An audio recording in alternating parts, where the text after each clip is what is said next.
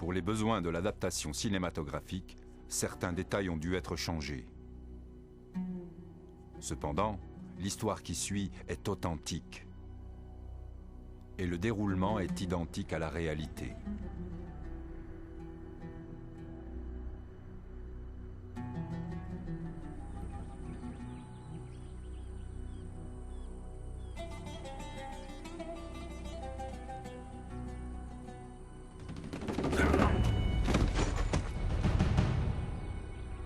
L'attaque par surprise est la clé de la victoire.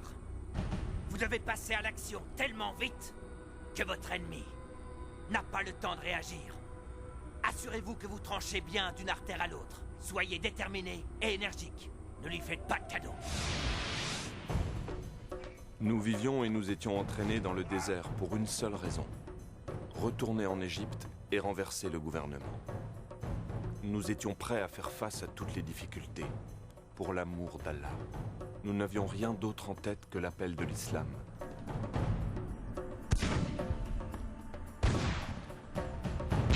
Pour nous, il n'y avait que deux choix. Le premier était de mourir et d'aller au paradis. Le second était de vivre en gagnant la bataille. J'étais un excellent tireur et on m'entraînait pour que je devienne un sniper.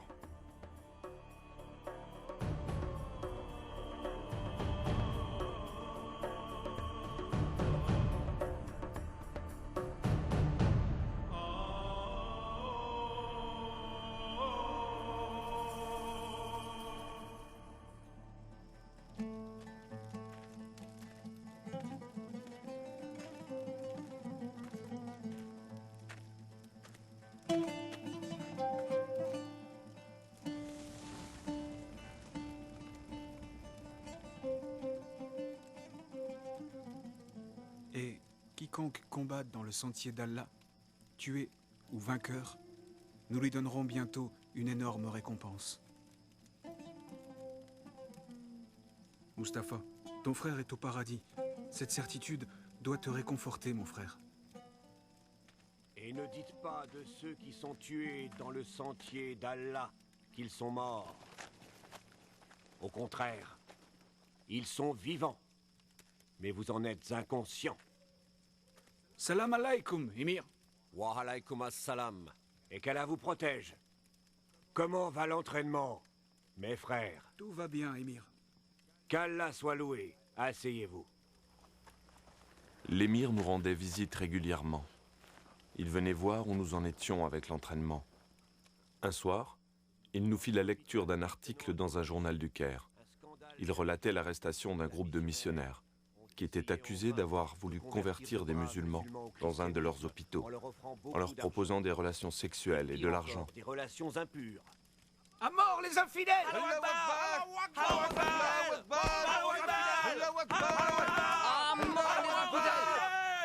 Du calme. Du calme. Silence! Pour nous tous, c'était une humiliation. C'était le mois du Ramadan. Nous ressentions le besoin de défendre notre Dieu et nos convictions. Tout le monde était furieux. Cet article dans la presse était une autre bonne raison de maudire encore plus les chrétiens. Les chrétiens prétendent que... Nous avons fait le vœu de mettre un terme à l'évangélisation des chrétiens, quel qu'en soit le prix. Bible, c'est eux qui la possèdent. Ils croient que ce livre révèle la parole de Dieu. Mais l'émir écarta la confrontation militaire. Il proposa une confrontation de logique qui consisterait à écrire un livre prouvant que la Bible avait été modifiée et ne pouvait donc pas être prise au sérieux. Si on essayait d'écrire un livre prouvant que des changements ont été faits dans leur livre... Et qui pourrait écrire ce livre-là?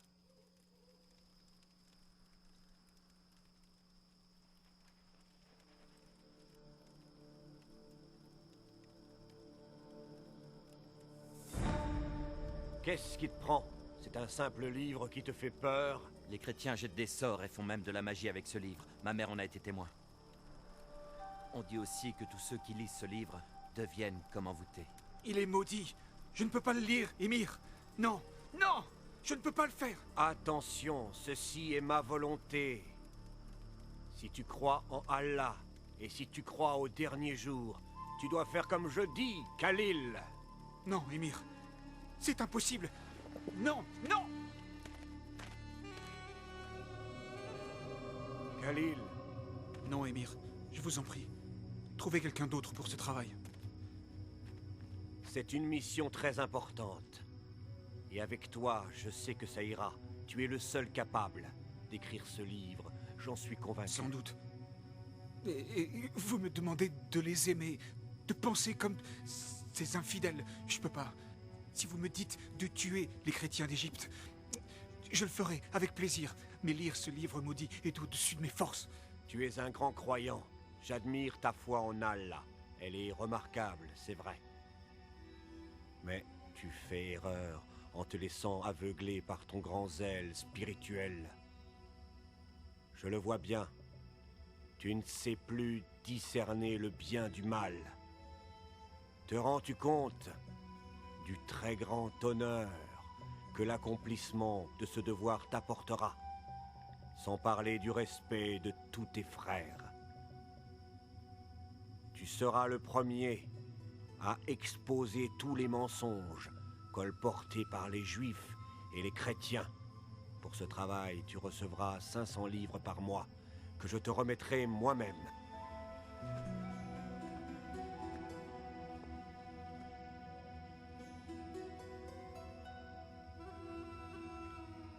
Nous avons abandonné l'entraînement dans le désert et je suis rentré chez moi. Un mois passa, mais je n'arrivais toujours pas à me mettre au travail.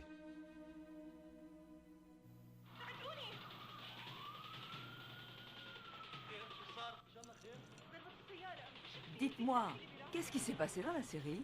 Cette pauvre femme, Oh, qu'est-ce figure-toi qu'elle que a? son fils vient d'avoir un accident et il est dans le coma. C'est horrible. Pose ça et regarde avec nous, maman. الحمد لله بس حبيت اقول لك اني اليوم صرت اتاخرت على الشيفت تاعي سمعت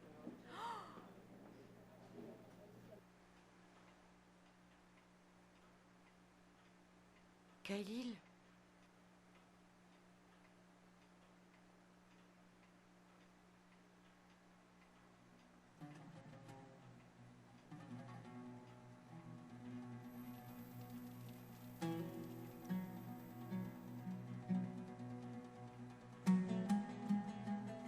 Je vous ai dit de ne pas regarder ces programmes mais hérétiques. c'est pas ce que tu crois. C'est ta sœur. Tu n'y touches pas. Hérétiques!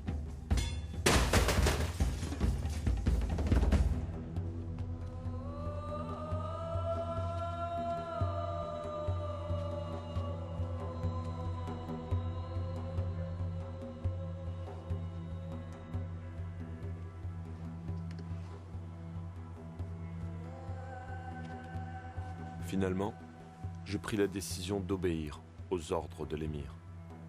Je lui devais obéissance. Alors j'ai commencé à accomplir ma mission. Mais je ne savais vraiment pas par où commencer.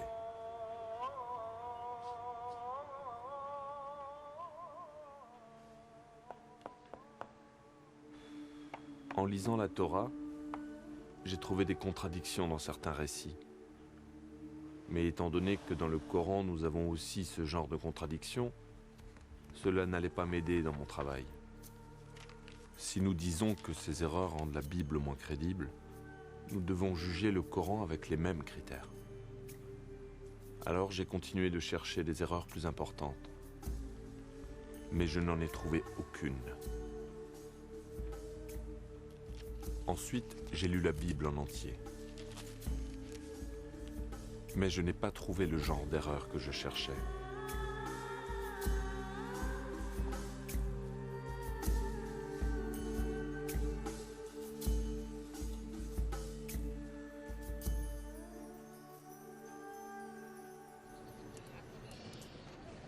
Il n'y a pas un seul verset dans le livre des chrétiens qui mentionne la venue du prophète Mohammed ou Ahmed.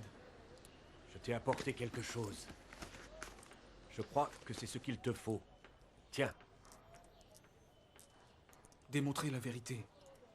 dans ces livres, il est fait référence à 26 passages des livres religieux dans lesquels est mentionné le nom du prophète Mohammed. Salut et bénédiction sur lui. Salut et bénédiction sur lui. Ces références apparaissent dans la Torah et les évangiles. Dommage que je les ai pas eus avant. C'était mieux ainsi. Je voulais que tu lises d'abord la Bible en entier. De cette façon, tu la connais et tu peux en discuter. Quand tu publieras tes conclusions, tu seras capable de les expliquer. Khalil, mon fils, ce livre que tu es en train d'écrire n'a rien à voir avec tous les autres livres. On n'a jamais écrit de manière aussi directe sur ce sujet. Si Allah le veut, nous aurons de bons résultats. Si Allah le veut, j'ai pleine confiance en lui. Il nous aidera.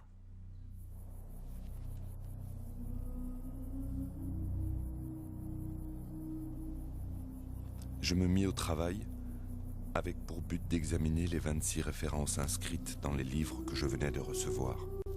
Aucune de ces références ne me permit de prouver quoi que ce soit. Alors j'ai prié. Seigneur, je ne peux pas prouver que la Bible a été modifiée. Et je ne trouve nulle part dans la Bible le nom du prophète Mohammed. Je vis pour qui? Je vénère qui?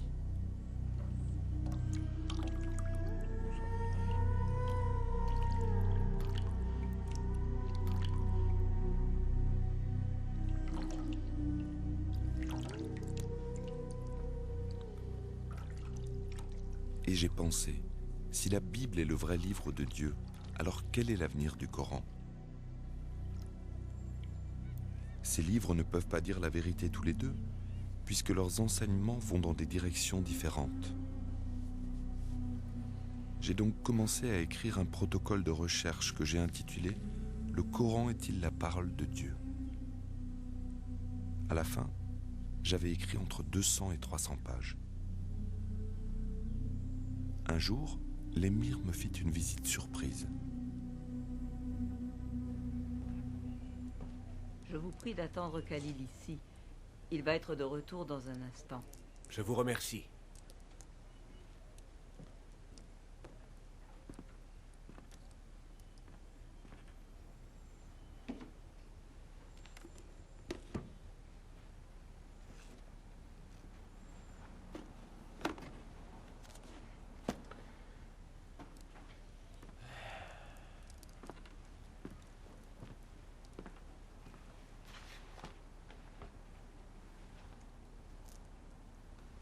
Gloire à Allah. Il a enfin commencé l'écriture du livre.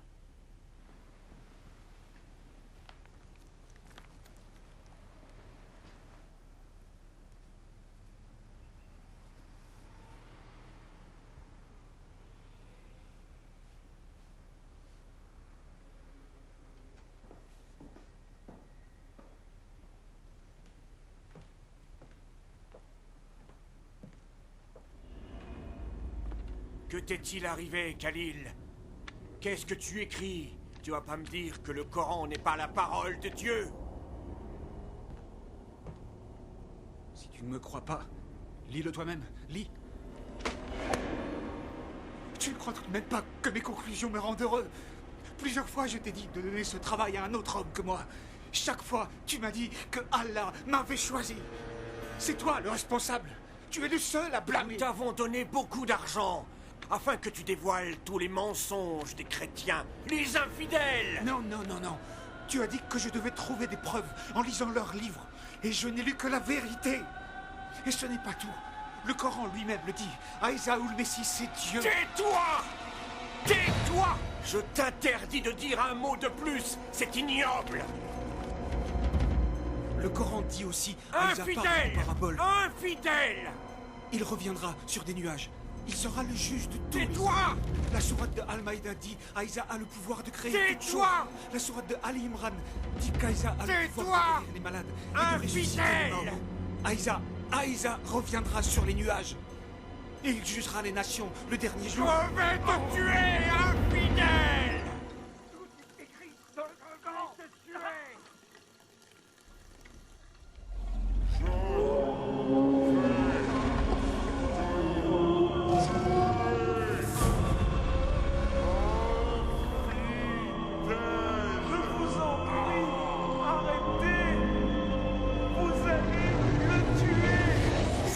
Tuer, infidèle, je vais te tuer! Écoute-moi.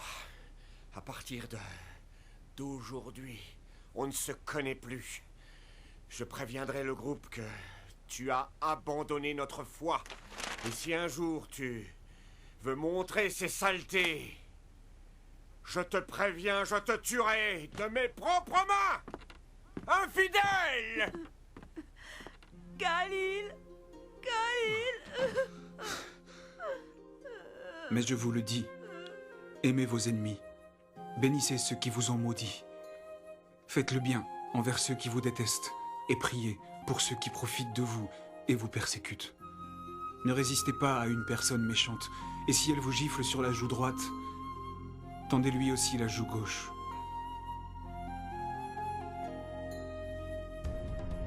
Combattez les infidèles, car ils n'ont pas la foi.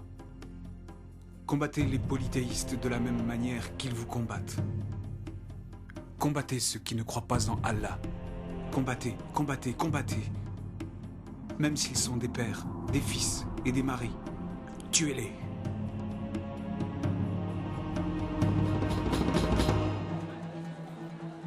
C'est bon de te voir. Je les rends en forme.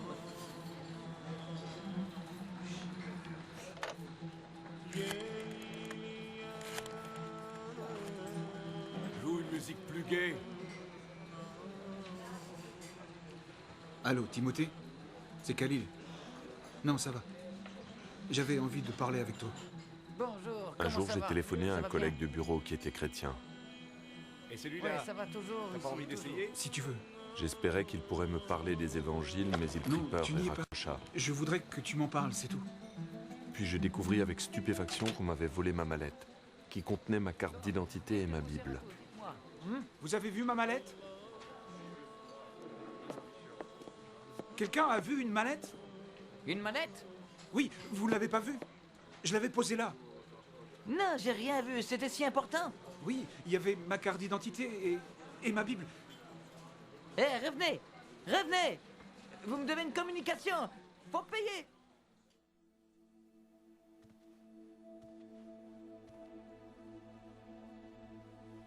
Dieu, entends ma prière. Montre-moi le chemin. C'est tout ce que je veux et toujours voulu. Je veux te connaître et te servir de tout mon cœur. Je t'aime depuis mon enfance. J'ai mis ma vie entre tes mains. Je suis confus. J'ai besoin de toi. Je sais que tu es un Dieu. Mais es-tu celui des musulmans ou celui des chrétiens? Si tu es le Dieu des musulmans, fais en sorte que j'oublie mes doutes sur l'islam. Et si tu es le Dieu des chrétiens, fais que dans mon esprit vienne la lumière. Montre-moi la vérité. Je t'en supplie, Dieu.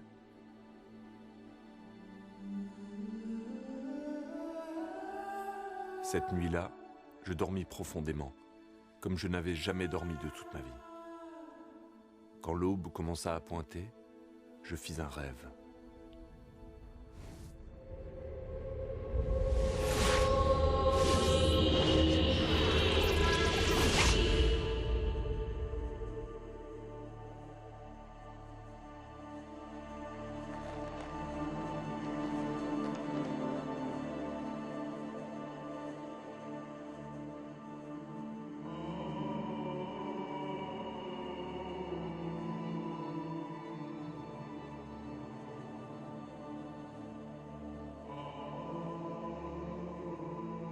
Tu as toujours des doutes à mon sujet. Qui es-tu? Je suis celui que tu cherches. Je ne m'en souviens pas. Tu lis le livre. Oui, je l'aime beaucoup. Oui, je le sais. Je ne l'ai plus. On me l'a volé. Le livre ne peut jamais être perdu. Lève-toi et ouvre ton armoire. C'est là qu'il se trouve.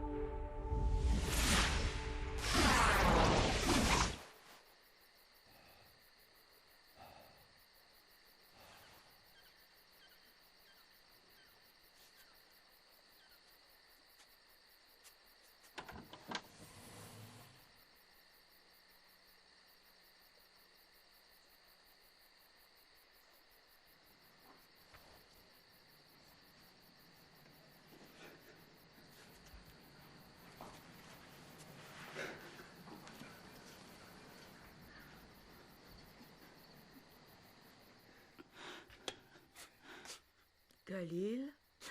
Mère, tu dois me pardonner. Je croyais suivre les préceptes de la vraie foi. C'est pour ça que je t'ai traité aussi durement. J'étais ignorant. Pardon, je veux te baiser les pieds. Oh mon Dieu, qu'est-ce que tu as? Qu'est-ce qui t'arrive? Dieu m'a guidé vers la vérité. Maintenant, le Dieu que je connais n'est pas le Dieu qui me guidait avant. Mais enfin, il n'y a qu'un seul Dieu. Oui, mère, et il m'enseigne de t'aimer et de t'obéir. Quel est ce Dieu, Khalil? Il est le vrai Dieu, qui a été révélé en Christ, ou Aïsa, comme on dit dans le Coran. Pas si fort parce qu'ils croiront que t'es devenu cinglé. D'accord, je vais faire comme tu dis. Mais est-ce que tu me crois? Pourquoi je ne te croirais pas? Tu n'as jamais été aussi gentil. Ne t'inquiète pas, mon fils. Dieu n'abandonne jamais ceux qui ont foi en sa bonté. Je t'en prie, dis-moi que tu me pardonnes. Sois en paix. Mon cœur avait changé. Pardonne, mon fils. Il avait été transformé par l'amour.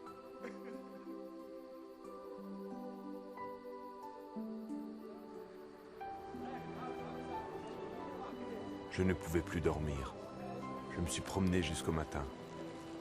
Tout ce que je voyais était magnifique. J'avais de la sympathie pour tous ceux que je rencontrais. J'avais envie de leur dire que je les aimais. Même les chrétiens, et eux, me connaissaient comme un homme violent et fanatique.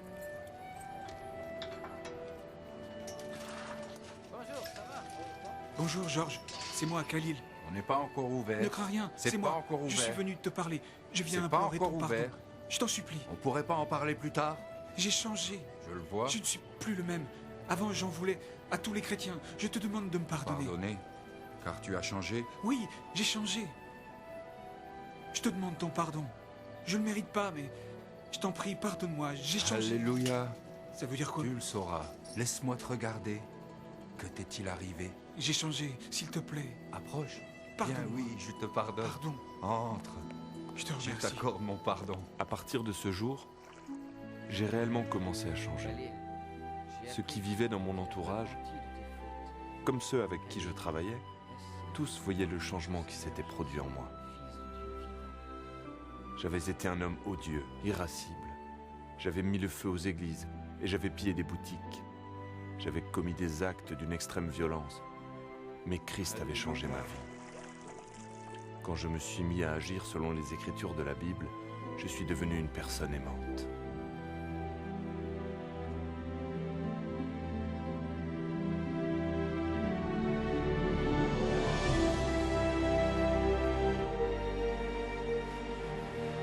Je suis libre maintenant. Le Fils m'a donné ma liberté. La vie est en Christ et la mort est un gain. Dans le passé, la mort était un fantôme effrayant et laid.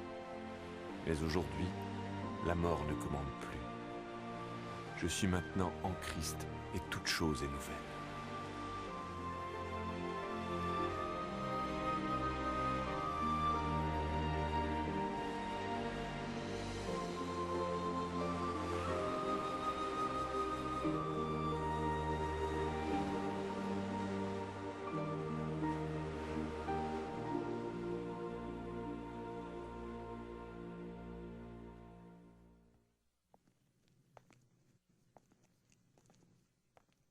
Est-ce que le léopard peut changer ses taches?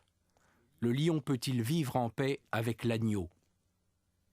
Un homme dévoré par la haine et la lutte farouche contre ses ennemis peut-il devenir un homme de paix?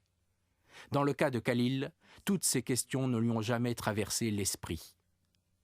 Jusqu'à sa rencontre avec le prince de la paix, le Seigneur Jésus-Christ. C'est impossible d'un point de vue humain? C'est ce que vous vous dites? Oui, mais avec Dieu, toute chose est possible. Cela me rappelle un homme, appelé Saül. Comme Khalil, il était grossier, violent, mais très instruit. Il prit la décision de tuer les chrétiens de sa région. Il participa à l'assassinat de plusieurs d'entre eux jusqu'au moment où il comprit qu'il ne luttait pas contre les hommes, mais contre Dieu. Dieu mit littéralement Saül à genoux.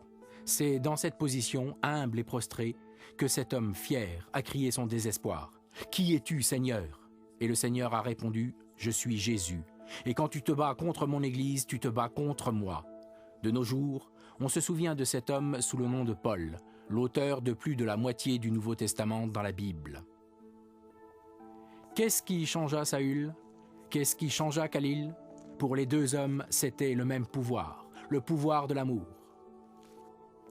C'est de ce pouvoir que je veux vous parler aujourd'hui, car il n'y en a pas de plus grand. Dieu est amour, c'est ce qu'enseigne la Bible. Dieu est tout-puissant. Il connaît toutes choses et en outre, il est présent partout.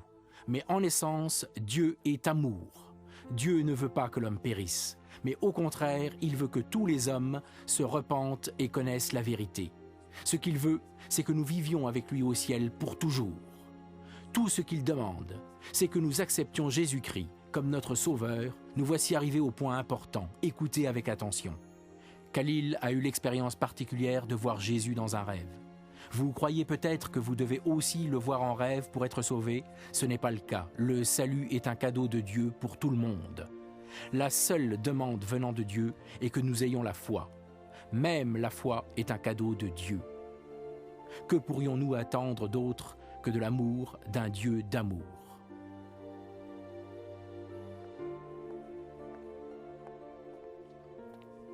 Aimeriez-vous recevoir le cadeau de la vie éternelle? Aimeriez-vous être pardonné de vos fautes et aimeriez-vous devenir un membre de la famille de Dieu? Le Dieu d'amour vous écoute, il ne repoussera personne venant à lui en toute sincérité. Quoi que vous ayez fait ou pas fait, Dieu désire vous amener jusqu'à lui. Il est le Dieu d'amour et son amour parfait absout nos péchés, peu importe ce que nous avons fait. Priez avec moi, prions. Dieu, tu sais combien je t'aime. Mon Dieu d'amour, pardonne mes péchés et donne-moi la vie éternelle. Compte-moi parmi ceux qui t'acceptent comme leur sauveur. Que toute la gloire et l'honneur te reviennent, ô Dieu, pour le précieux sang de Jésus versé pour nous sur la croix. Amen. Frères et sœurs, si vous avez prié avec moi, soyez certains que Dieu est dans votre vie et que vous êtes parmi ceux qui sont sauvés. Jésus sera la fontaine de votre vie. Amen.